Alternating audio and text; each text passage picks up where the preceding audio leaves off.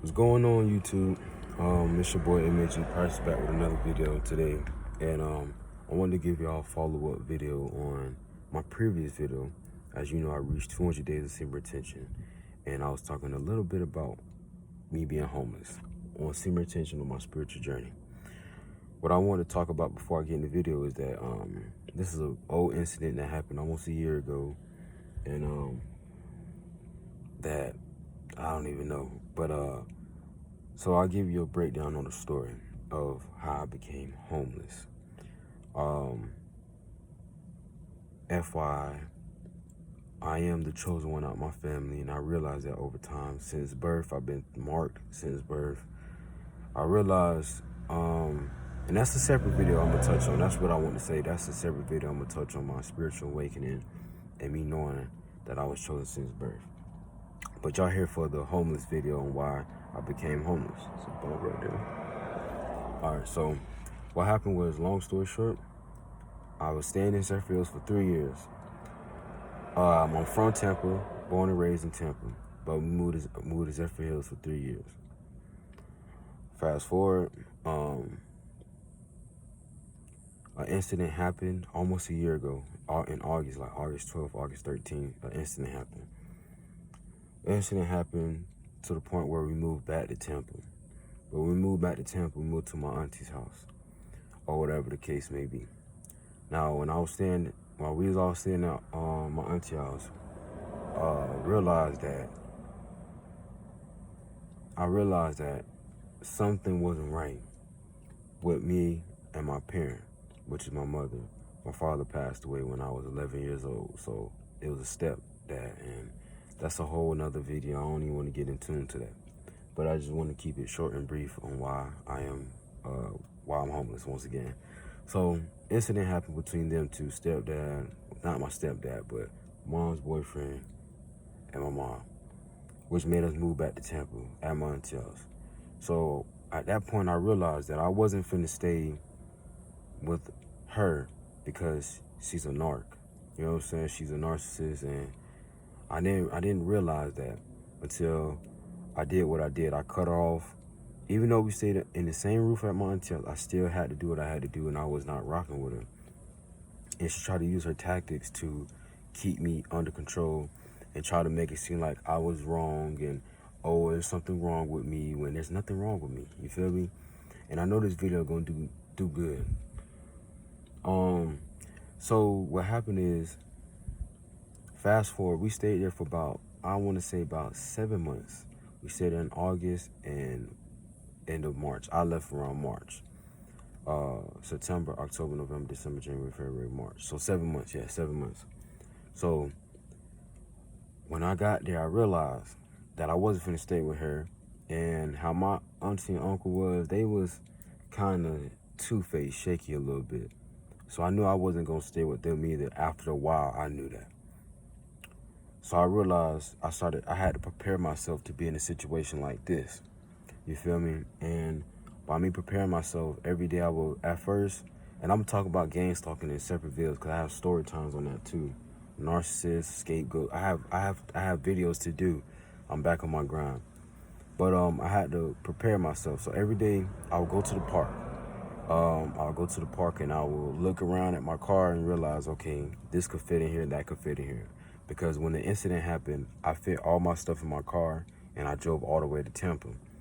So that's how I kind of knew what was going to fit in here, what wasn't going to fit in here, and then add on top of my photography stuff that I'm working on and all this stuff that I'm working on now. So what happened was, after a while, I realized, okay, I wasn't going to be able to go there. I wasn't going to go to stay at my mother's place because all it was going to be is the same negative bullshit where I wasn't finna grow at all, right?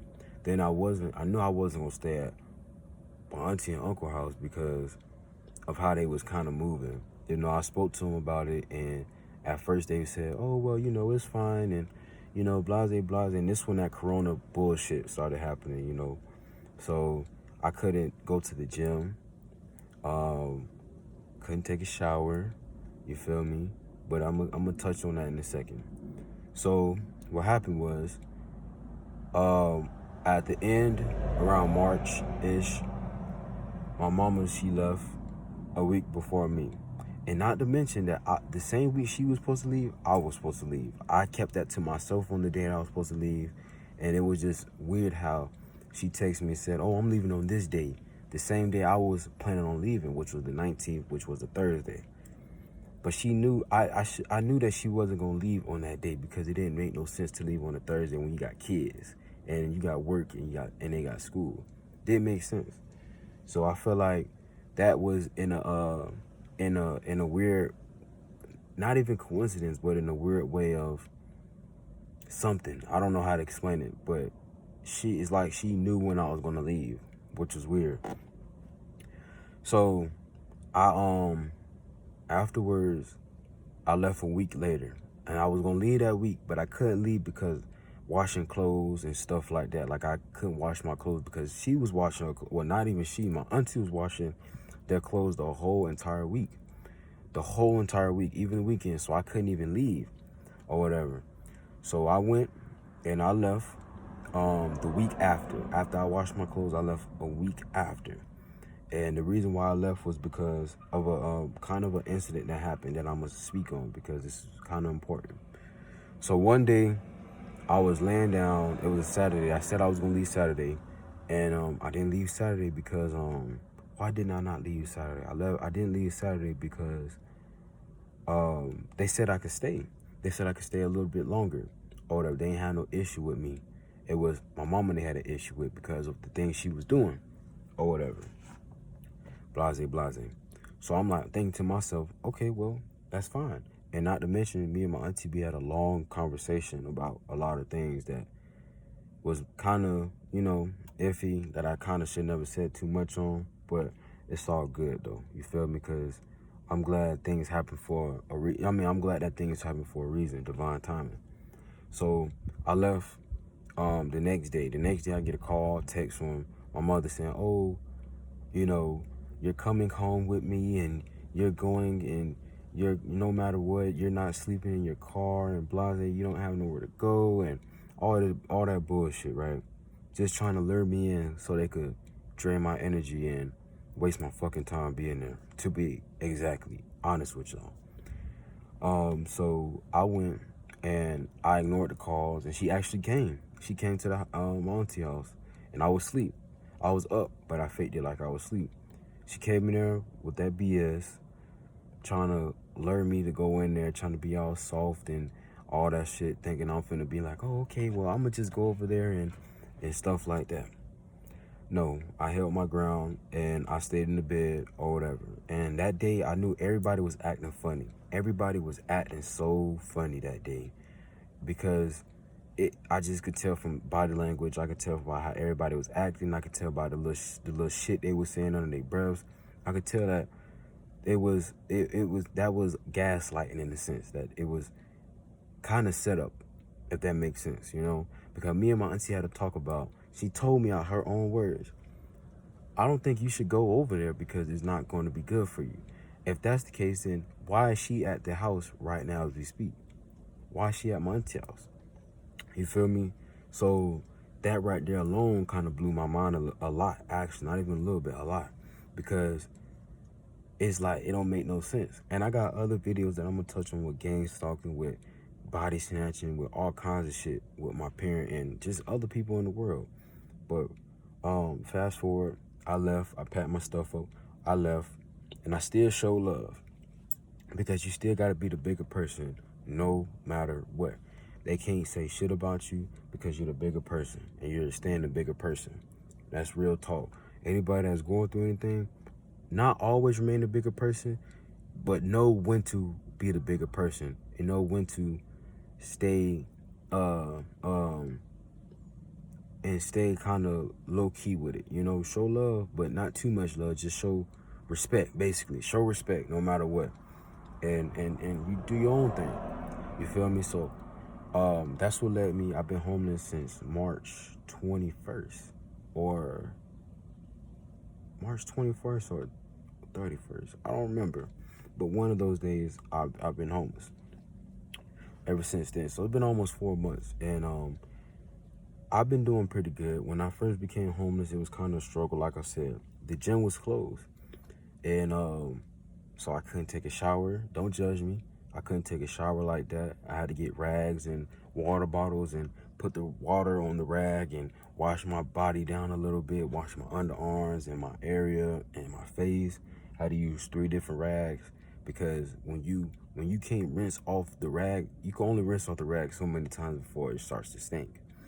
And I realized that, rubbing yourself with the same germy body is gross, you know what I'm saying? But I had to do what I had to do. And that's when I started working at Amazon. So I had to do what I had to do. I didn't want to go to work funky, smelling bad, or nothing. Which I thank God that God put me excuse me, that God put me out that situation. But so during that time, it was going smooth. I had got Amazon job, and which I'm currently working in right now. And things is going pretty well and swell. So afterwards,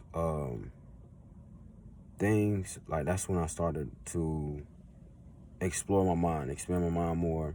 And if you look at my previous videos, you see that I had a whole bunch of shit all in here, like a whole bunch of shit, like dressers, like plastic dressers stacked all the way up here. I had no room or anything in that manner. And then one day I spoke on this months ago when I first started working at Amazon. I was like, man, I need to get a P.O. box. But I thought P.O. boxes were expensive. Like, I'm thinking $150 for a box, depending on what size. And I had to get not P.O. box, a storage unit and a P.O. box. So storage unit, that's what I'm talking about. That was $100 something.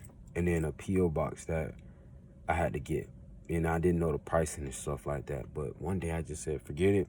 I don't want to live like all junked up and stuff like that. Cause if I had my stuff, I wouldn't be able to have my camera, wouldn't be like all this stuff. I wouldn't be able to fit nothing in this car or whatever. I know this video long, but if you watching this video, I appreciate you a lot, because this is my life, my journey, my story, and I have many more stories that I have to speak about. But I'm so humble that I don't even speak about stuff like this. I keep pushing, it keep going. So like I said, if you're watching this, thank you. But like I said, it was kind of tough because the gym was closed and I couldn't take a shower. I couldn't do nothing. When I first became homeless, I didn't know what I was going to do with brushing my teeth. I didn't know what I was going to do. I was ready, but I wasn't ready how things became, because they told me I could stay there. And then the next day come and it's like, oh, we didn't ask you to stay here, basically. How they giving off that vibe.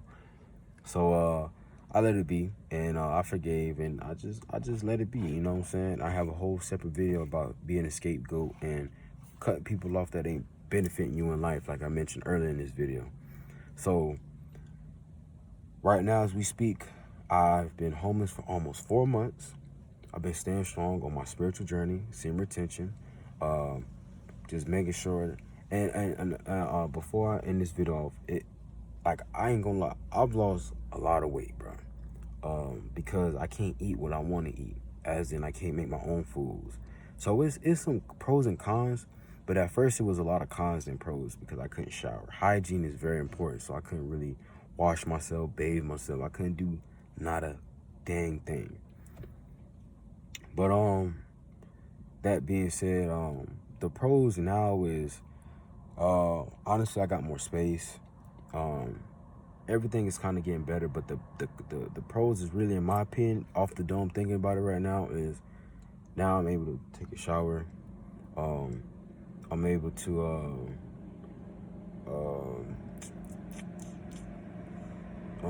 somebody's coming right now. I'm able to take a shower, work out.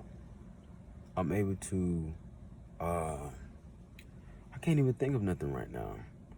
I said have space in my car, sleep better.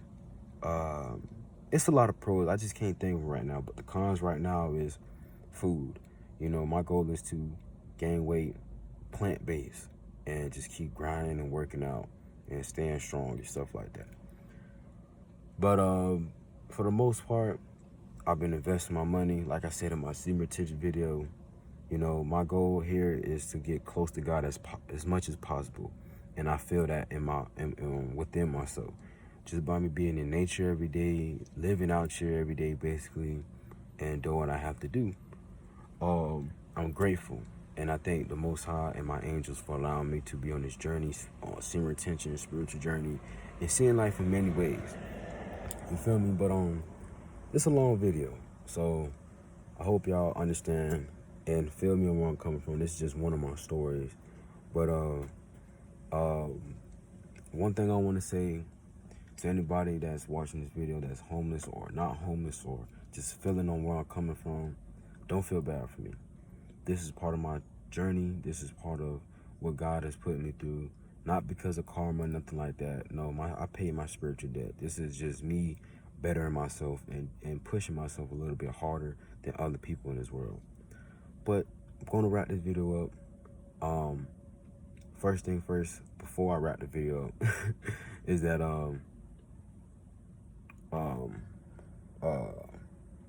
stay tuned in for my other videos. I'm still kind of getting used to this camera shit. Got a new phone, by the way, but I'm still kind of getting used to the YouTube stuff. I vent a lot, but I don't have the cameras rolling, which is crazy. But yeah, other than that though, man, I'm just bluffing. I'm bluffing right now. It's your boy M.A.G Price, man. I appreciate anybody that sat and watched this full video. I'm not cutting out nothing. This is raw, unedited, natural skin, natural glow. You feel me? But it's your boy M.A.G Price, man. Stay tuned for my other videos, man. I'm gonna push my content out more.